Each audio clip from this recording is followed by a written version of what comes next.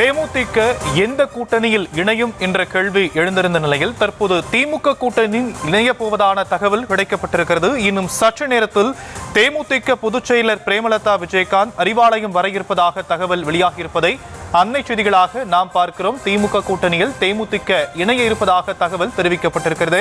சற்று நேரத்தில் தேமுதிக பொதுச் செயலாளர் பிரேமலதா அறிவாலயம் வர இருப்பதாக சொல்லப்படும் நிலையில் அறிவாலயத்தில் முதலமைச்சர் மு.க.ஸ்டாலினை பிரேமலதா சந்திக்க இருப்பதாகவும் சொல்லப்படுகிறது. இது பற்றிய விவரங்களை செய்தியாளர் பாரி கார்த்திக் வழங்க நாம் கேட்கலாம். பாரி கார்த்திக், நீண்ட காலமாக எதிர்பார்க்கப்பட்ட தேமுதிக யாருடைய கூட்டணியில இணைய போறாங்க அப்படிங்கிற ஒரு கேள்வி எழுந்திருந்தது.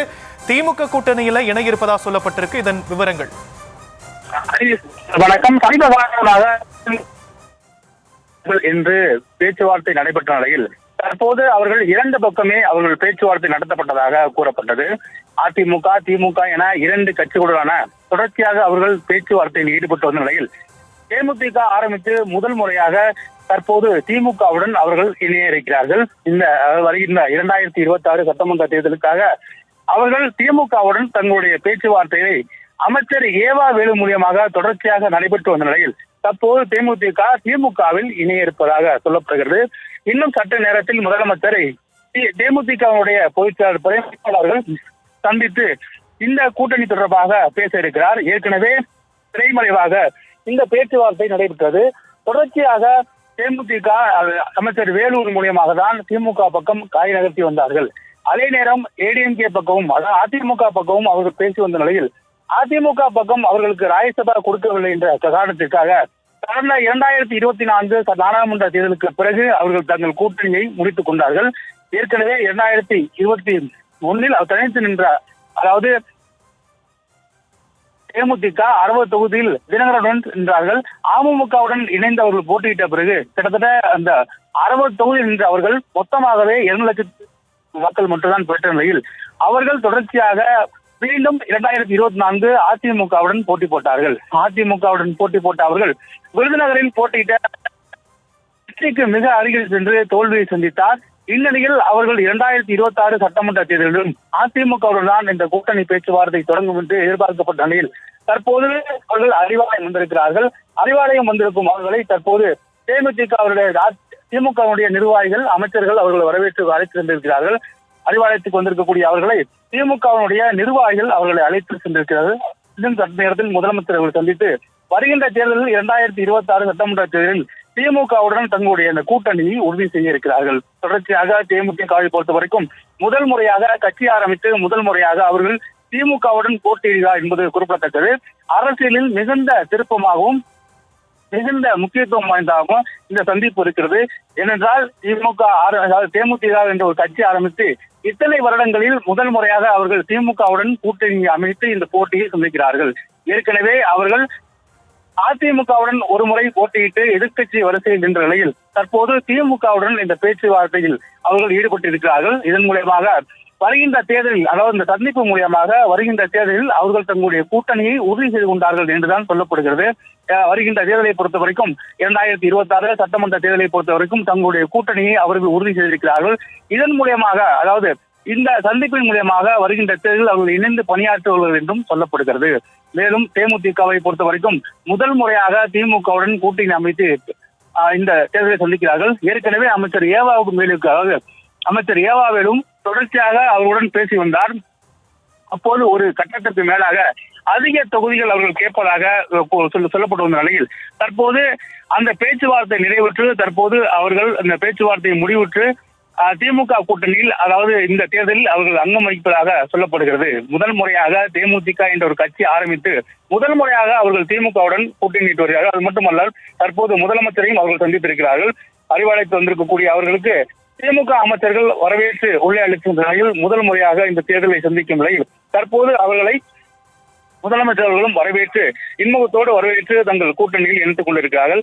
அரசியலில் மிகப்பெரிய திருப்பமாக இந்த திருப்பம் அரசியலில் முக்கிய திருப்பமாக இந்த சந்திப்பு இருக்கிறது. காரணம் என்னவென்றால் தேமுதிகவை பொறுத்த வரைக்கும் இரண்டு கட்சிகளில் எந்த கட்சிக்கு போவார்கள், இரண்டு கட்சிகளிலும் எந்த கட்சியில் அவர்கள் அதாவது இந்த கூட்டணியில் அமைத்துக் கொள்வார்கள் என்று பல்வேறு பேச்சுவார்த்தை இருந்த நிலையில் தொடர்ச்சியாக அந்த பேச்சுவார்த்தையும் நடைபெற்று வந்த நிலையில் தற்போது திமுகவில் தன்னை இணைத்துக் கொண்டிருக்கிறார்கள். ஏற்கனவே மாநாட்டின் போதே நாங்கள் எந்த கட்சியுடன் கூட்டணியில் இருக்கிறோம் என்பதை நாங்கள் வெளிப்படையாக தெரிவிப்போம் என்று அவர்கள் கூறியிருந்த நிலையில் அதிமுகவினுடைய முன்னாள் அமைச்சர் திண்டுக்கல் சீனிவாசன் உள்ளிட்டோரெல்லாம் தேமுதிக தற்போது எங்கள் கூட்டணியில் தான் இருக்கிறார்கள் என்று கூறப்பட்டுள்ள நிலையில் தற்போது அவர்கள் திமுகவுடன் இணைத்துக் கொண்டிருக்கிறார்கள். 2024 அதிமுகவுடன் போட்டியிட்டு வெற்றிக்கு வெகு தூரத்தில் இருக்கக்கூடிய விருதுநகர் தொகுதியில் இருந்த நிலையில் தற்போது அவர்கள் இந்த முக்கியமான ஒரு தமிழக அரசியல் ஒரு முக்கியமான ஒரு செய்தியாக இந்த செய்தி இருக்கிறது. காரணம் என்னவென்றால் தேமுதிக கட்சி ஆரம்பித்து இத்தனை வருடங்களில் முதல் முறையாக அவர்கள் திமுகவில் இந்த கூட்டணியில் பொறுத்தவரைக்கும் தன்னை இணைத்துக் கொண்டிருக்கிறார்கள். அரசியல் மிகுந்த முக்கியத்துவம் வாய்ந்த ஒரு விஷயமாக இது பார்க்கப்பட்டுக் கொண்டிருக்கிறது. இவர்களை வரவேற்பதாக அமைச்சர்கள் அதாவது இன்று காலையே திடீரென்று அவர்கள் சட்டப்பேரவைகளில் சென்றிருந்தார்கள். தொடர்ச்சியாக இந்த பயணம் என்பது மிகுந்த முக்கியத்துவம் வாய்ந்த பயணமாக இருக்கிறது. ஏனென்றால் அரசியலில் தேமுதிக என்ன ஒரு முடிவை எடுக்க போகுது, அரசியலில் தேமுதிக என்ன ஒரு முடிவை எடுக்க போகிறது, அரசியலில் தேமுதிக யார் பக்கம் போக போகிறது என்ற ஒரு கட்சி தான் தமிழகத்தில் அந்த முடிவுகளை சரியாக சொல்லாமல் இருந்தார்கள்.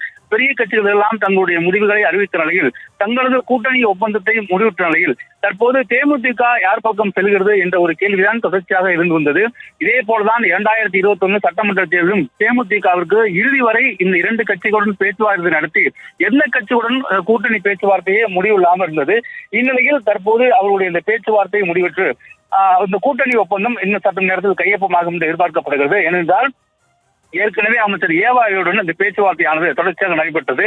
விஜயகாந்த் குடும்பத்துடன் நெருக்கமாக இருக்கக்கூடிய அமைச்சர் ஏவாவேலு ஏற்கனவே பேச்சுவார்த்தை நடத்தி வந்தார். அப்போது தேமுதிகவிற்கு 5 இடங்கள் திமுக தலைமை கொடுப்பதாக சொல்லப்பட்டது.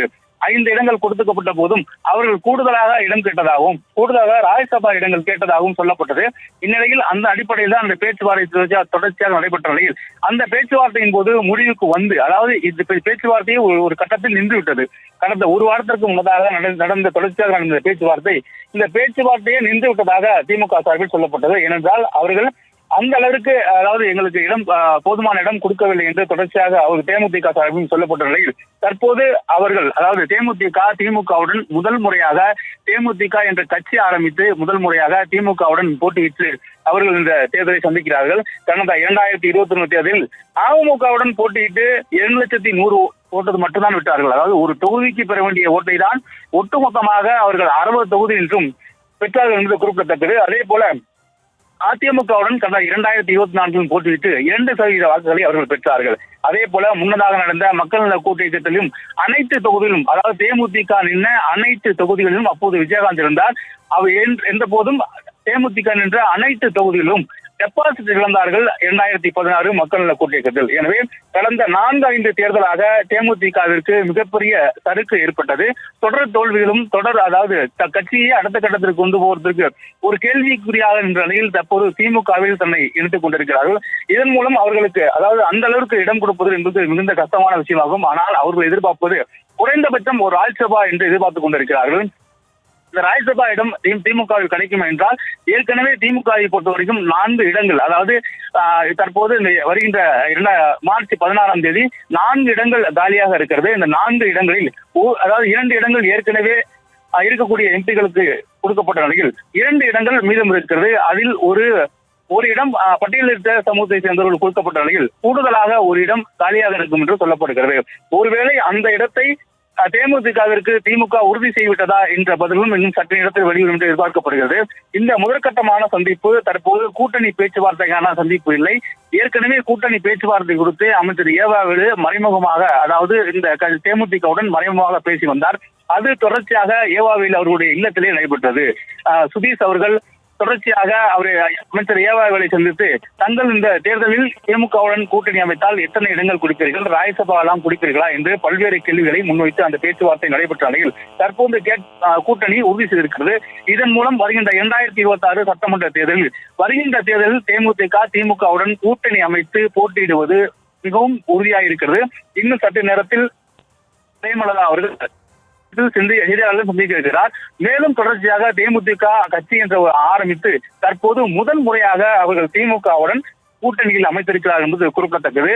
அது மட்டுமல்ல கடந்த ஒவ்வொரு தேர்தல்களிலும் தேமுதிக மிகப்பெரிய ஒரு சரிவை அமைத்ததற்கு முக்கியமான காரணம் தேர்தல் நிலையில் காலகட்டங்களில் முக்கிய முடிவு எடுக்காலும் இரு கட்சிகளுடனான தொடர்ச்சியான பேச்சுவார்த்தை, அதே போல கடைசி கட்டத்தில் தான் ஒரு கூட்டணியை உறுதி செய்வது உள்ளிட்ட பல்வேறு காரணங்களுக்காக